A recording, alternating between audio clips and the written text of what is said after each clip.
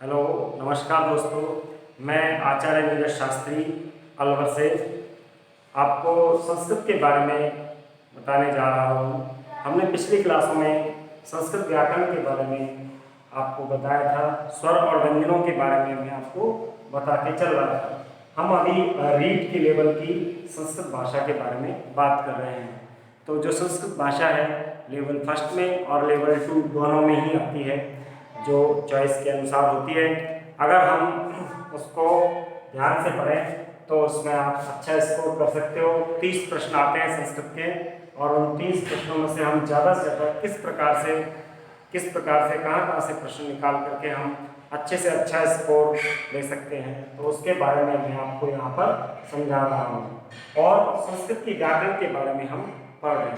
अभी हम बेसिक जानकारी ही चल रही है संस्कृत की।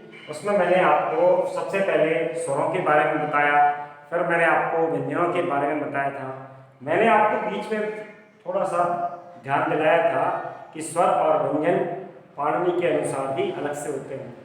तो दोस्तों, स्वर और व्यंजन का जो हमने अभी पिछले वीडियो में पढ़ा था तो वो सामान्य ज्ञान था, लेकिन स्वर और व्यंजन जो है महर्षि पाणिनि के अनुसार एक उनकी पुस्तक चलती है, ग्रंथ है पाणिनि शिक्षा, जो कि शास्त्री जो लोग करते हैं, शास्त्री की डिग्री लेते हैं, उनके ये शास्त्री फर्स्ट ईयर में चलती है, शास्त्री प्रथम वर्ष में वो पुस्तक चलती है। उसमें पाणिनि जी ने अपनी पाणिनि शिक्षा जो नामक ग्रंथ है, जो उनकी पुस्तक है, उसमें उन्होंने बताया है कि स्वर कितने होते हैं और स्वर व्यंजन कितने होते हैं। तो अभी हम लोग पाणिनि के अनुसार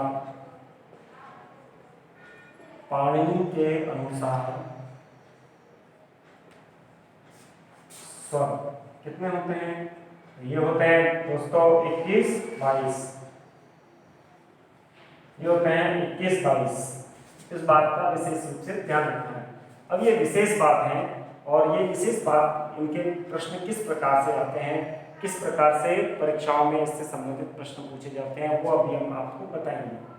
पहले अभी हम इसके बारे में पढ़ते हैं कि ये पाणिनि के अनुसार जो स्वर है 21 और 22, ये किस प्रकार से होते हैं, तो उनके बारे में देखते हैं। तो देखो दोस्तों, संस्कृत में स्वर 3 प्रकार के होते हैं, ह्रस्व, दीर्घ और प्लुत। ह्रस्व, दीर्घ और प्लुत। एक बात हमेशा ध्यान रखना कि स्वरों के अगर प्रकार पूछे जाएं, तो एक बार अभी दिल्ली में सेकंड ग्रेड में एक प्रश्न आया, स्वराकति यानी स्वर कितने होते हैं, और उसमें प्रश्न की कोई भाषा नहीं थी, केवल इतनी ही भाषा थी कि स्वराकति यानी स्वर कितने होते हैं। तो वहाँ पर ऑप्शन था 2, 3, 5, 7, ऐसे करके उसमें ऑप्शन था। तो उसका ऑप्शन में जो सही आएगा वो आएगा 3, यानी कि स्वर कितने प्रकार के होते हैं, स्वर 3 प्रकार के होते हैं, ह्रस्व, दीर्घ और प्लुत। अगर स्वरों के भेद पूछे जाए कि स्वरों के भेद कितने होते हैं, तो स्वरों के 18 भेद होते हैं। वो हम अभी आगे जब संज्ञा प्रकरण पढ़ेंगे तो माहेश्वर सूत्रों के बाद में मैं आपको उसमें स्वरों के भेद वगैरह भी बताऊंगा। तो स्वरों के भेद जो होते हैं वो 18 होते हैं, लेकिन स्वरों के जो प्रकार होते हैं वो 3 होते हैं, ह्रस्व, दीर्घ और प्लुत। इसमें भी ये पाणिनि के अनुसार है, यानी कि पाणिनि जी ने पूर्ण रूप से संस्कृत की व्याकरण में 3 प्रकार के स्वर बताए हैं। लेकिन हम दैनिक उपयोग में जो संस्कृत काम में लेते हैं, या बेसिक हम या सामान्य संस्कृत जो हम काम में लेते हैं, उसमें केवल स्वर ह्रस्व और दीर्घ ही हम उच्चारण करते हैं, प्लुत का उच्चारण बहुत कम होता है। अब ये किस प्रकार से है ह्रस्व, दीर्घ और प्लुत, इनके बारे में हम आगे जानकारी लेते हैं और समझते हैं। तो देखो, ह्रस्व का उच्चारण अ, दीर्घ का उच्चारण आ, प्लुत का उच्चारण आ। इसमें लंबी आवाज में उच्चारण किया जाता है। ह्रस्व एक मात्रिक स्वर होता है और इसके उच्चारण में सबसे कम समय लगता है। दीर्घ जो होता है वो द्विमात्रिक स्वर होता है और इसके उच्चारण में ह्रस्व से दुगुना समय लगता है, और प्लुत जो होता है वो त्रिमात्रिक स्वर होता है, दोस्तों त्रिमात्रिक स्वर होता है। इसमें इसके उच्चारण में ह्रस्व से तिगुना समय लगता है, 3 गुना समय लगता है। 3 गुना समय लगने के कारण ही हिंदी में जो 3 लिखा जाता है वो इसके साथ में लिख दिया जाता है। इसमें विशेष रूप से बात ध्यान रखनी है कि दीर्घ स्वर ही लिखना है और दीर्घ स्वर लिख करके उसके साथ में 3 लगा दिया जाता है। ये हिंदी का 3 है, इसको हम प्लुत कहते हैं। ठीक है दोस्तों, यहाँ तक बात समझ में आई। अब इसको एक बार और फिर से समझ लें कि ह्रस्व जो होता है वो उसमें सबसे कम समय लगता है। ठीक है, और उसकी मात्रा भी क्या होती है, सिंगल होती है। इंग्लिश में कहें तो दीर्घ की मात्रा डबल हो जाती है क्योंकि उसमें दुगना समय लगता है उच्चारण में, और प्लुत में ह्रस्व से तिगुना समय लगता है, यानी कि इसमें इसकी मात्रा ट्रिपल हो जाती है। ट्रिपल मतलब 3 गुनी हो जाती है, इसलिए ये ह्रस्व दीर्घ और प्लुत। अब देखो दोस्तों, हम प्लुत के बारे में और अच्छी तरह से समझने के लिए एक चीज और देखते हैं। आपने कभी ध्यान दिया होगा ओम कैसे लिखा जाता है? तो ओम देखो दोस्तों ऐसे लिखा जाता है, ओम। अब इसमें देखो स्वरों की जानकारी अगर हम दें तो जो ओ लिखा हुआ है, ओ के साथ में 3 लगा हुआ है। इसका मीन है कि ये हिंदी वाला 3 है, और इसका मीन क्या है कि ओ को हमें तिगुनी आवाज में बोलना है, 3 गुनी आवाज में बोलना है, ह्रस्व से 3 गुनी आवाज में। तो उच्चारण करें तो किस प्रकार से होगा, ओम।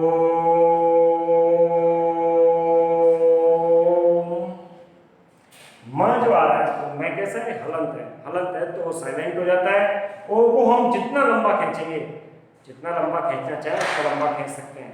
आप लोगों ने सुना होगा कि कुछ वैज्ञानिक कहते हैं, साइंटिस्ट कहते हैं कि ओम की जो ध्वनि है वो आकाश में, अंतरिक्ष में गुंजायमान है, आज भी गूंज रही है। और उन्होंने उस ध्वनि को कैप्चर किया। कैप्चर करने के बाद निकाला कि ओम की ध्वनि ही अंतरिक्ष में गूंज रही है और कोई ध्वनि नहीं रही है।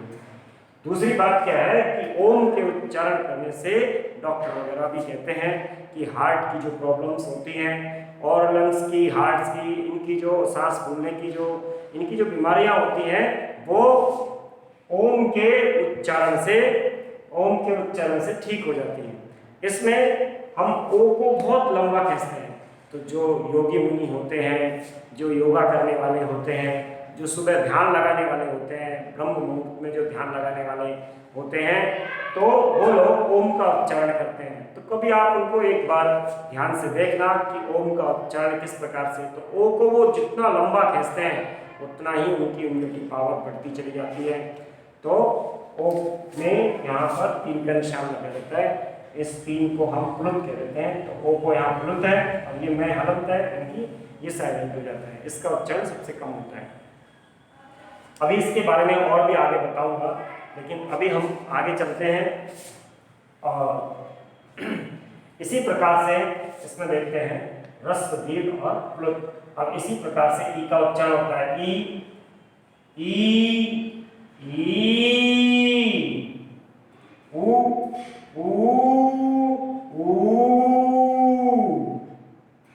ऐसे ही री का उच्चारण, री, री, री। ऐसे ही द्रि जो होती है उसका केवल ह्रस्व स्वर होता है, यानी कि द्रि जो होती है वो ह्रस्व में होती है और ह्रस्व से सीधा प्लुत में चली जाती है, ह्रस्व से सीधा प्लुत में चली जाती है। इसके बाद अगर हम देखें तो आगे ये तो 5 ह्रस्व स्वर हो गए। इसके बाद में आगे के जो स्वर हैं, जैसे ए है तो ए प्लुत में क्या बोलेंगे, इसको आई, सॉरी इसको दीर्घ में बोलेंगे ए, और प्लुत में इसको बोलेंगे ए। जैसे अभी किसी से कोई झगड़ा होता है, लड़ाई होती है, तो हम उसको उंगली करके कहते हैं ए, तुझे देख लूंगा। तो वो ए का जो उच्चारण हम उच्चारण तो करते हैं, लेकिन उसकी समझ ना होने से हमें ज्ञान नहीं होता है कि भाई ये प्लुत में हम बोल रहे हैं। अब ये ह्रस्व में नहीं होता है, सीधा दीर्घ में होता है और दीर्घ से सीधा प्लुत में चला जाता है। ऐसे ही आगे देखते हैं कि ये आई का जब प्लुत में निकालेंगे उच्चारण तो क्या निकलेगा, आई। जब कोई लग जाती है हमारे उंगली में, पैर में, कहीं पर भी कोई चोट लग जाती है तो उसमें दर्द होता है और हम जोर से चिल्लाते हैं आई, तो वो आई का उच्चारण जो है वो भी क्या है, प्लुत का है। उसके बाद हम उसको देखते हैं आगे, ओ और औ, सॉरी इसमें देखो ओ और प्लुत में क्या जाएगा, ओ। जैसे कुछ महिलाएं या कुछ लोग आपस में बात कर रहे होते हैं तो कोई अपनी जैसे ज्यादा बड़ाई करता है तो फिर उससे क्या कहते हैं, ओ तू तो ज्यादा ही बोल रहे हो भाई, तो ज्यादा अपनी बड़ाई कर रहा है, तो उस प्रकार से यहाँ पर ये प्लुत का उच्चारण होता है। और अगला है औ, तो यहाँ की जगह औ। आपने कभी भी बंदर को देखा है? बंदर को देखा है दोस्तों? बंदर जो होता है वो कभी कभी आवाज निकालता है और आवाज निकाल करके और कैसे उच्चारण करता है, ओ, इस प्रकार से करता है। कुछ सियार की भी ऐसी ध्वनि होती है जो औ से संबंधित होती है। तो देखो दोस्तों, हम जाने अनजाने में स्वरों का उच्चारण करते हैं, लेकिन हमें ज्ञान नहीं होने से, हमें समझ नहीं होने से हम उसका पता नहीं लगा पाते हैं। वैसे हम प्लुत का उच्चारण बहुत ज़्यादा नहीं करते हैं और कभी कभी ही इनका उच्चारण किया जाता है। आप लोगों ने एक बात और देखी होगी प्लुत के बारे में, मैं आपको बताना चाहूँगा कि ये ह्रस्व दीर्घ और प्लुत के बारे में, तीनों के बारे में हो गया। प्लुत का डिटेल अगर हम देखें तो आपने किसी भी सिटी बस वाले को या बस वाले को, रोडवेज बस वाले को उच्चारण करते हुए प्लुत का देखा होगा कि जैसे कोई किसी शहर का नाम लेता है तो शहर का नाम लेता है तो आगे के अक्षर वो ठीक बोलता है, लास्ट वाला जो है वो लंबी आवाज में बोलता है। एक आपने रेडी वाले को देखा होगा, रेडी वाले को या ठेली वाले को, जो सब्जी बेचने वाले होते हैं, तो वो भी क्या बोलते हैं, सब्जी। तो वो जो लंबी आवाज होती है उसको हम क्या बोलते हैं दोस्तों, प्लुत बोलते हैं।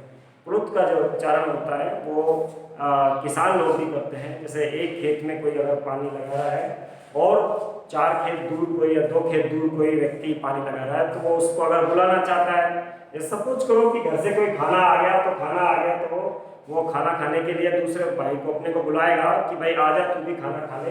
तो उसको अगर ह्रस्व में बोलेगा तो उसको सुनाई नहीं देगा, दीर्घ में बोलेगा तो भी थोड़ा बहुत आगे तक पहुंचेगी आवाज, लेकिन क्या है कि प्लुत में ही उसे सुनाई देगा। प्लुत में बोलेगा जैसे हे राम, इस प्रकार से उसको आवाज देगा, तो प्लुत स्वर का जब प्रयोग करेगा तभी उसको वो सुन सकता है। उसी प्रकार से ठेली वाले और कबाड़ी वाले, दूध वाले को देखा होगा, दूध वाला बोलता है दूध,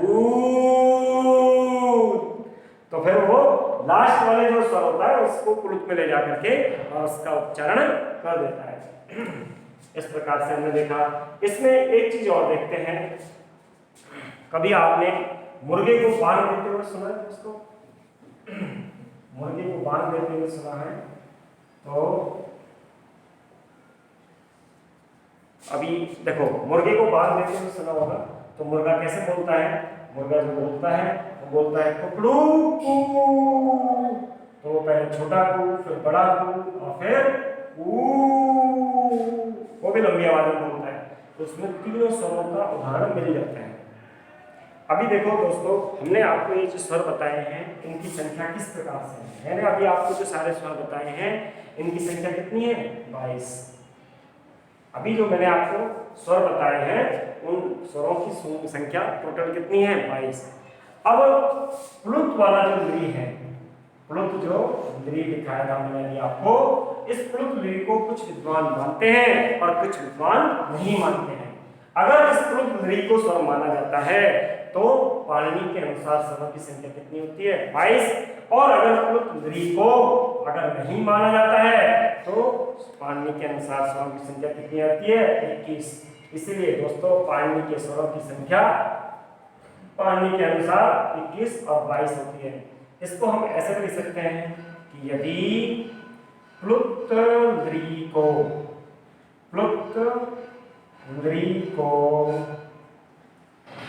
स्वर मानते हैं